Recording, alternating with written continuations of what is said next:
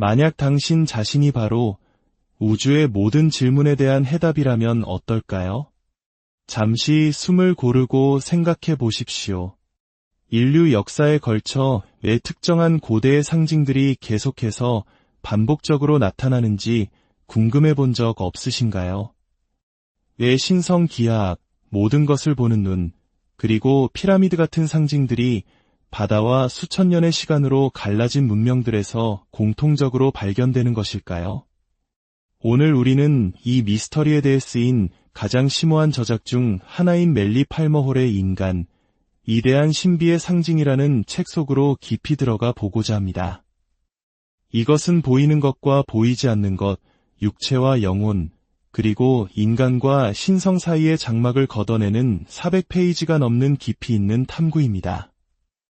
이야기가 끝날 무렵 여러분은 역사, 신화, 고대 문명, 종교, 우주, 자연, 그리고 신들이라 불리는 존재들이 여러분이 상상하는 것 이상으로 바로 당신에 대해 이야기하고 있었음을 깨닫게 될 것입니다.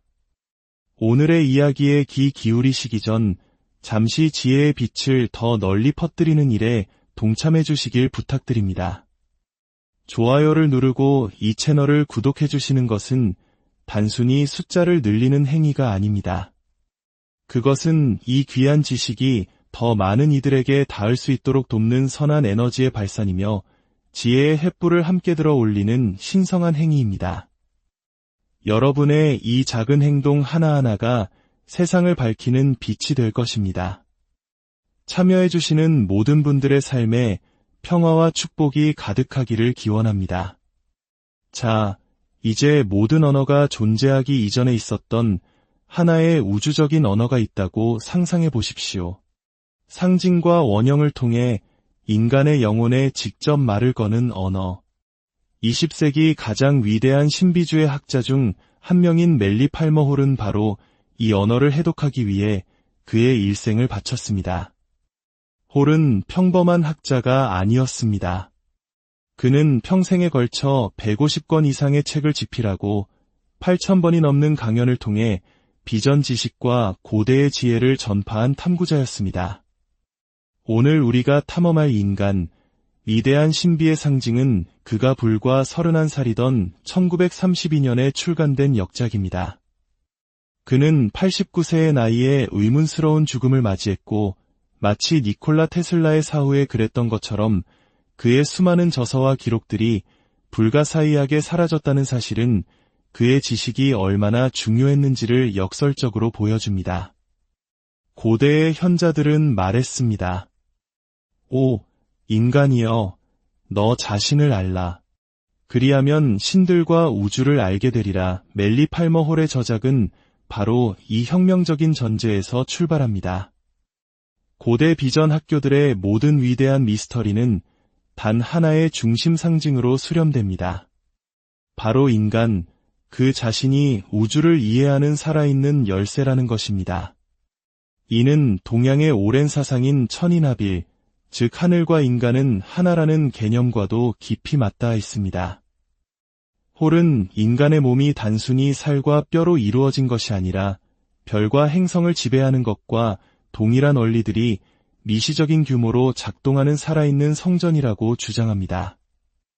이것은 시적인 비유가 아니라 모든 시대의 입문자들이 인식하고 신중하게 암호화된 상징들을 통해 보존해온 숨겨진 실체입니다. 책의 첫 장에서 홀은 우리를 고대 이집트로 안내합니다. 그곳에서 헬리오폴리스의 사제들은 상형 문자 속에 창조의 비밀을 지켰습니다. 이 상형 문자들은 동시에 글자이자 숫자였으며 우주적인 원리 그 자체였습니다. 그는 오시리스에 찢겨진 몸이 단순히 신화가 아니라 흩어진 인간의식이 다시 하나가 되기를 갈망하는 과정을 그린 정밀한 지도임을 밝혀냅니다. 오시리스 몸의 각 부분은 인간 정신의 한 측면에 해당하며 그의 부활은 이 조각들이 통일된 의식으로 재통합되는 깨달음의 과정을 상징합니다. 여정은 고대 그리스의 엘레우시스 미래로 이어집니다. 홀은 페르세포네가 지하 세계로 내려가는 신화의 진정한 의미를 해독합니다. 이것은 계절의 변화에 대한 단순한 비유가 아니라 영혼이 물질 세계로 하강했다가 결국 영적인 빛으로 돌아가는 것에 대한 심오한 가르침입니다. 엘레우시스의 입문자들은 이 상징적인 죽음과 부활을 모에 체험하는 의식을 통해 육체적 죽음의 환상적 본질과 의식의 불멸성을 직접 경험했습니다. 이어서 홀은 피타고라스 학파가 어떻게 인간의 몸을 우주적인 합으로 이해했는지 탐구합니다. 각 장기는 다른 행성의 영역과 조화롭게 진동합니다. 심장은 태양과, 뇌는 토성과, 간은 목성과 공명하며 내면의 교향곡을 만들어냅니다. 특정한 영적 수행을 통해 이 교향곡이 조화를 이루면 입문자는 천구의 음악에 자신을 맞출 수 있게 됩니다. 이것은 미신적인 믿음이 아니라 음악과 우주의 구조 모두를 지배하는 정밀한 수학적 비율에 기초한 신성한 과학이었습니다. 홀이 밝혀낸 가장 매혹적인 측면 중 하나는 중세 고딕 대성당의 건축가들이 이 지식을 돌에 구현한 방식입니다. 이 웅장한 구조물들의 비율은 임의로 선택된 것이 아니라 비트루비우스적 인간으로 알려진 이상적인 인체에서 발견되는 것과 동일한 비율을 따릅니다. 당신이 고딕 대성당에 들어설 때 당신은 말 그대로 확대된 인체 안으로 들어서는 것이며 그 공간은 신성 기하학과 음향학을 통해 특정한 의식 상태를 유도하도록 설계되었습니다. 그 다음 책은 연금술의 상징주의 속으로 깊이 들어갑니다. 진정한 위대한 작업은 납을 물리적인 금으로 바꾸는 것이 아니라 인간의 의식을 짓고 물질적인 상태에서 황금빛의 영적인 본성으로 변성시키는 것이었음을 밝힙니다. 홀은 헤르메스학의 연금술 문헌들을 해독하며 묘사된 각 화학 과정이 동시에 인간의 몸이라는 실험실 안에서 일어나는 영적인 작용임을 보여줍니다. 연금술사의 아타노르는 몸 자체이며 비밀의 불은 쿤달리니 에너지이고 금속들은 의식의 중심, 즉 차크라입니다. 제가 가장 좋아하는 부분 중 하나는 홀이 헤르메스의 지팡이, 카두케우스를 설명하는 대목입니다. 오늘날에도 의학의 상징으로 쓰이는 이 지팡이에 얽힌 두 마리의 뱀은 단순한 장식이 아닙니다. 그것은 척추를 따라 상승하는 태양과 달의 에너지 흐름, 즉 요가 수행자들이 이다와 핑갈라라고 부르는 통로를 나타냅니다. 중앙의 지팡이는 각성된 의식이 상승하는 중심 통로인 수슌나입니다. 동양의 지혜에서는 이를 쿤달린이라고 부릅니다. 꼭대기의 날개는 이 에너지들이 균형을 이루고 정수리 중심으로 올라갔을 때 의식이 해방됨을 상징합니다. 홀은 또한 카발라의 생명의 나무 상징의 여러 장을 할애하여 이 다이어그램이 어떻게 우주와 인간 의식의 지도를 동시에 보여주는지를 설명합니다. 각 세피라는 신의 한 측면과 행성의 영역에 해당할 뿐만 아니라 인체의 특정 의식 중심과도 연결됩니다. 생명의 나무를 통한 상승의 길은 영적 발전의 길이며 입문자는 물질 영역인 말쿠트의 더 짙은 영역에서 신성한 깨달음의 왕관인 케테르까지 올라갑니다. 홀의 가장 심오한 통찰 중 하나는 동양과 서양의 전통이 이 중심 상징에서 어떻게 수렴되는지에 대한 설명입니다. 그는 요가의 차크라 시스템이 서양 연금술사와 카발리스트들이 묘사한 중심들과 정확히 어떻게 일치하는지를 보여줍니다. 척추맨 아래의 물라다라는 연금술의 나비자 카발라의 말쿠트입니다. 머리 꼭대기의 사하스라라는 연금술의 금이자 카발라의 케테르입니다. 이것은 우연이 아니라 모든 문화가 직접적인 신비 체험을 통해 동일한 우주적 근원의 전통에 접근했다는 증거입니다. 인간의 척추는 척추뼈 하나하나가 분석됩니다. 7개의 목뼈는 7개의 행성에, 12개의 등뼈는 황도 12궁에, 5개의 허리뼈는 에테르를 포함한 오원소에 해당합니다. 5개가 합쳐진 엉치뼈는 5개의 초월적 감각에, 4개의 꼬리뼈는 카발라의 4개의 세계에 대응합니다. 척추뼈의 총 개수인 33은 결코 우연이 아닙니다. 홀은 이 숫자가 모든 인문 전통에서 어떻게 반복적으로 나타나는지를 광범위하게 보여줍니다. 프리메이슨의 33계급, 예수 그리스도가 살았던 33년, 베다 신화의 33명의 신, 야곱의 사다리의 33개의 단. 이러한 연결점들에 대해 이미 알고 계셨나요? 이제 우리는 작품의 가장 흥미로운 부분 중 하나인 프리메이슨의 신비에 도달합니다.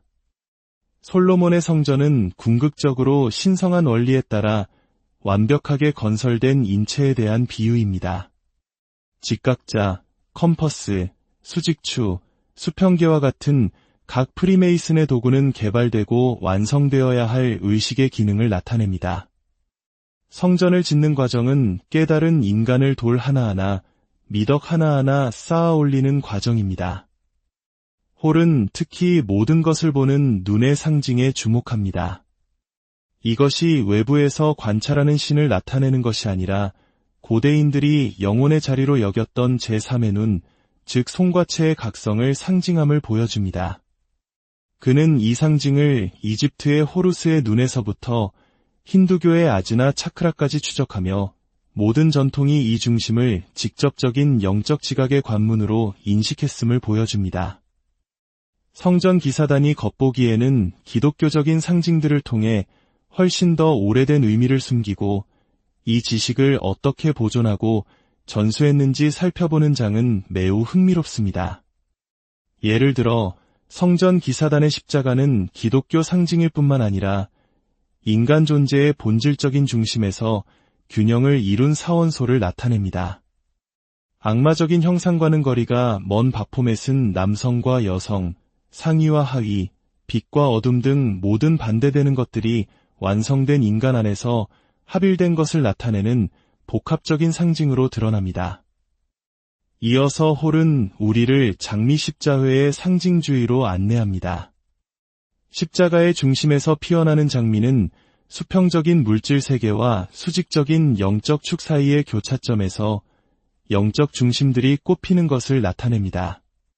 장미 십자회는 인간이 바로 하늘과 땅이 만나는 지점이며 그들의 영적 발전은 내면에서 이 신비로운 장미를 피워내는 것임을 이해했습니다. 그는 또한 위에서와 같이 아래에서도 라는 헤르메스학의 개념을 깊이 탐구하며 여러 전통의 증거를 통해 인체가 어떻게 우주라는 대우주의 완벽한 소우주인지를 증명합니다. 황도 12궁은 몸의 12개 영역에 해당합니다. 7개의 고대 행성은 7개의 주요 중심에 해당합니다. 사원소는 인간의 4가지 기질에 해당합니다. 이 대응 관계는 상징적인 것이 아니라 기능적입니다. 행성의 움직임을 지배하는 동일한 법칙이 인간의 생리적, 심리적 과정을 지배합니다. 홀이 밝혀낸 매혹적인 사실은 고대 영웅 신화들이 실제로는 입문 과정의 지도라는 점입니다. 헤라클레스의 12가지 과업은 모험 이야기가 아니라 입문자가 영적 발전의 각 황도대 별자리에서 극복해야 할 도전들을 정밀하게 묘사한 것입니다. 호머의 오디세이는 영혼이 화신의 위험을 헤쳐나가 영적인 고향으로 돌아가는 여정입니다. 마주치는 각 괴물, 극복하는 각 도전은 정복해야 할 저급한 본성의 한 측면을 나타냅니다. 신성한 숫자들은 인체의 비율과 영적 발전의 주기를 암호화합니다. 숫자 7은 차크라, 음계, 스펙트럼의 색깔, 그리고 일주일의 요일에서 나타나며 항상 하나의 의식이 현현하는 7단계를 가리킵니다.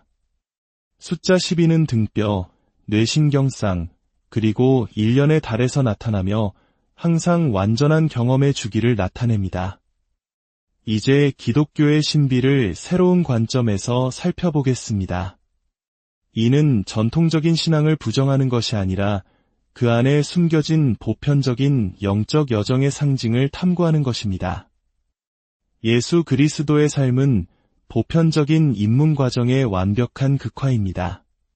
동정녀 탄생은 입문자 안에서 그리스도 의식이 탄생하는 것을, 요단강에서의 세례는 하위체들의 정화를, 변용은 미묘한 몸들의 깨달음을, 십자가형은 에고의 죽음을, 부활은 불멸의 존재가 탄생하는 것을 나타냅니다.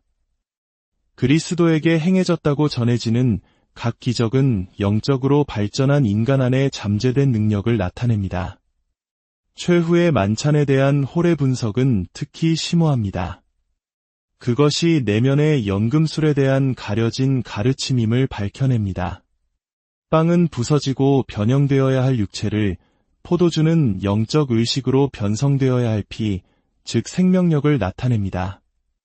나를 기억하여 이를 행하라는 가르침은 외부적인 의식이 아니라 그리스도가 보여준 것과 동일한 내면의 변화를 수행하라는 초대입니다. 이 책은 동양의 신비를 탐구하며 요가 수행자들과 불교도들이 다른 방법을 통해 동일한 결론에 도달했음을 보여줍니다. 척추맨 아래에 잠들어 있는 쿤달리니 샤크티의 개념은 서양 연금술사들의 잠자는 용과 동일합니다. 차크라를 통해 이 에너지를 깨우고 상승시키는 과정은 미트라 미리에서 행성 영역을 통한 상승으로 비유적으로 묘사된 과정과 같습니다. 홀은 티베트의 만다라가 어떻게 인간 의식의 정밀한 지도인지를 보여줍니다. 각 신은 통합되어야 할 정신의 한 측면을 나타냅니다. 이 신들을 시각화하고 동일시하는 과정은 미신적인 종교 행위가 아니라 마음의 상징적 본성에 대한 깊은 이해에 기반한 정교한 의식 변형 기술입니다. 홀이 다루는 가장 실용적인 측면 중 하나는 이 지식을 현대 생활에 어떻게 적용할 수 있는지에 대한 것입니다.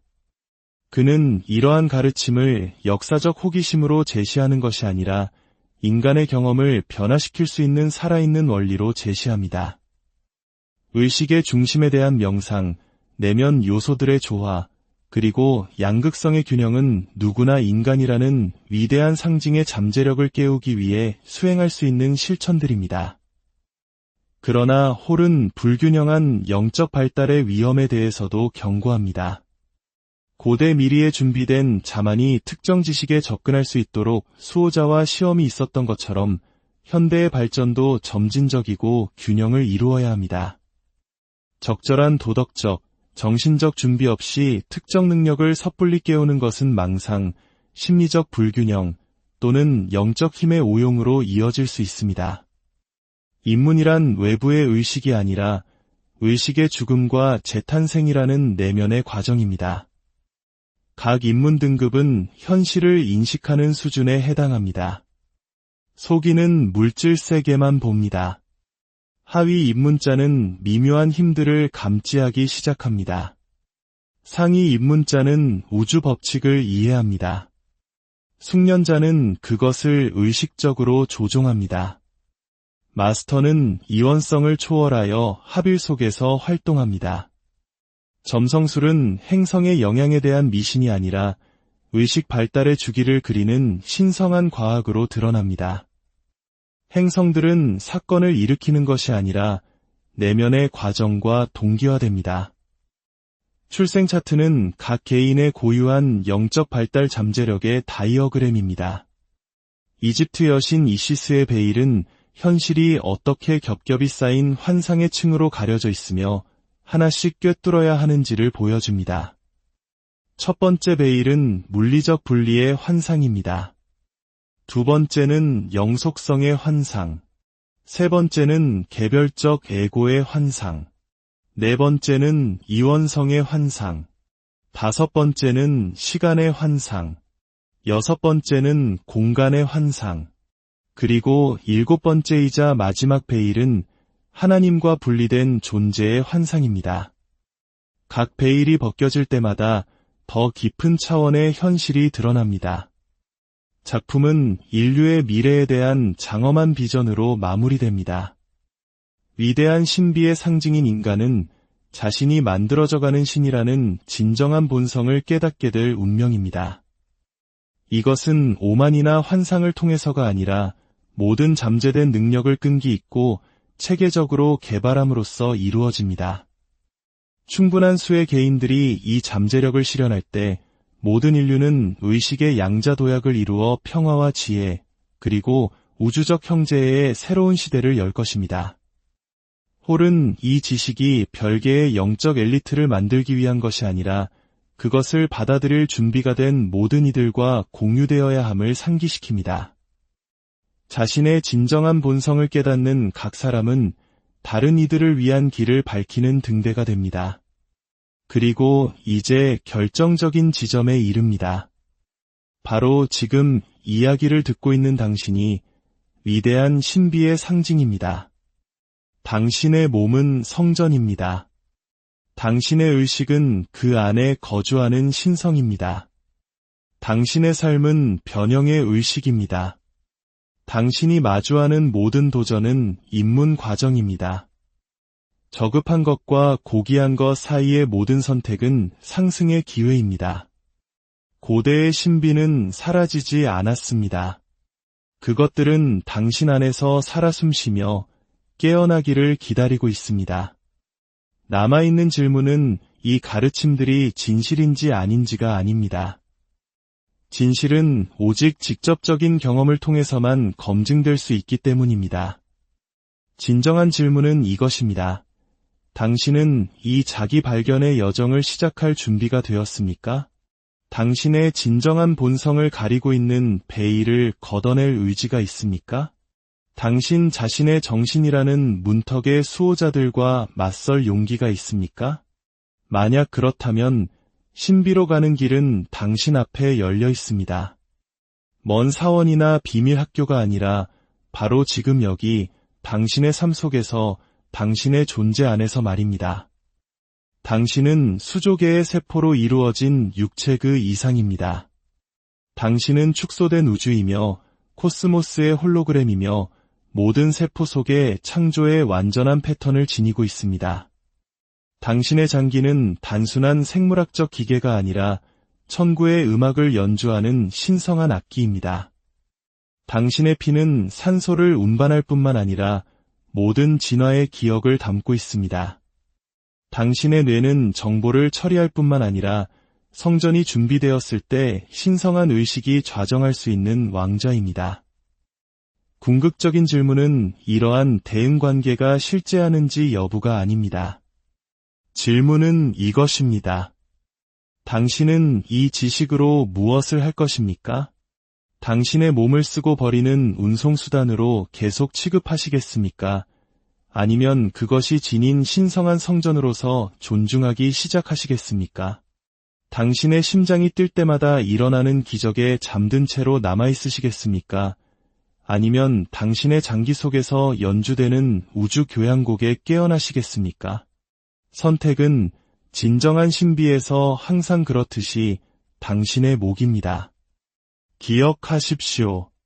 이 신비 속에서 우리 모두는 동시에 학생이자 스승이며 각자 우주적 지혜라는 거대한 모자이크에 자신만의 고유한 조각을 기여하고 있습니다. 오늘 나눈 지혜의 불꽃이 당신의 내면을 밝히고 다른 이들의 횃불에도 불을 붙이는데